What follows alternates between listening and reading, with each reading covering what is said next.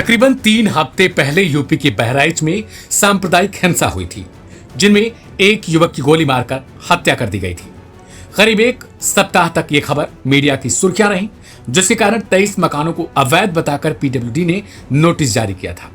इन मकान मालिकों को 3 दिन का वक्त दिया गया था, जिसके अंदर इन्हें मकान दुकान को खुद तोड़ना था या फिर बुलडोजर से गिराने की फीस सरकार को देनी थी।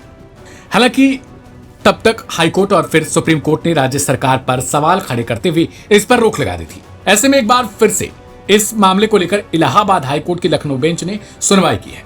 सुनवाई के दौरान हाईकोर्ट ने एक बार फिर से सरकार से कई सारे तीखे सवाल किए, जैसे जिन व्यक्तियों को नोटिस जारी किया है, क्या उनके परिसरों का कोई सर्वेक्षण किया गया था? क्या वे इन कथित अवैध भवनों के मालिक हैं? क्या नोटिस संबंधित प्राधिकारी द्वारा जारी किए गए थे या फिर नहीं? इसके जवाब में राज्य सरकार की ओर से पेश महाधिवक्ता की ओर से कोर्ट को बताया गया कि मामले में दाखिल जनहित याचिका पर जवाबी शपथ पत्र दाखिल कर दिया गया है।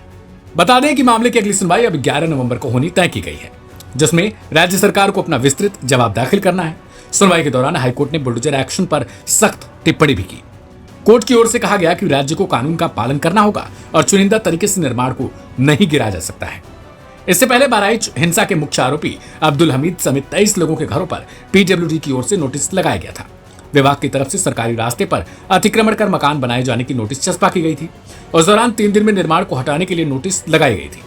गौरतलब है कि बहराइच के हरदी थाने के महाराजगंज में 13 अक्टूबर को भड़की बवाल के बीच छत पर चढ़े रामगोपाल की गोली मारकर हत्या कर दी गई थी। इसमें अब्दुल हमीद, सरफराज, मोहम्मद तालिब उर्फ सबलू, फहीम समेत 6 नामजद और 4 अज्ञात लोगों पर केस दर्ज था। नेपाल भागते समय 5 आरोपियों को पुलिस ने गिरफ्तार कर लिया था। बताया जाता है कि असलहा बरामदगी के दौरान सरफराज और मोहम्मद तालिब ने पुलिस पर ही बंदूक तान दी थी। जवाबी कार्रवाई में दोनों के पैर में गोली लगी, जिसके बाद पुलिस ने इन दोनों को हॉस्पिटल में भर्ती करवाया, जहां इनका इलाज हुआ और उसके बाद फिर इन्हें गिरफ्त में लिया गया। बता दें कि इसी मामले को लेकर यूपी में खूब राजनीति मची थी।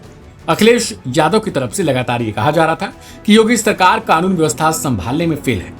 इसके अलावा बीजेपी के स्थानीय विधायक ने ही अपनी ही पार्टी के कई नेताओं पर केस दर्ज कराया था।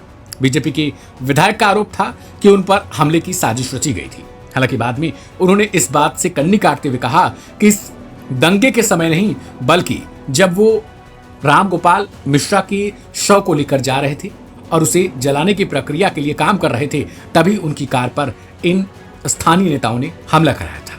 इस रिपोर्ट में इतना ही। बाकी की तमाम अपडेट्स के लिए सब्सक्राइब करें लाइव हिंदुस्तान।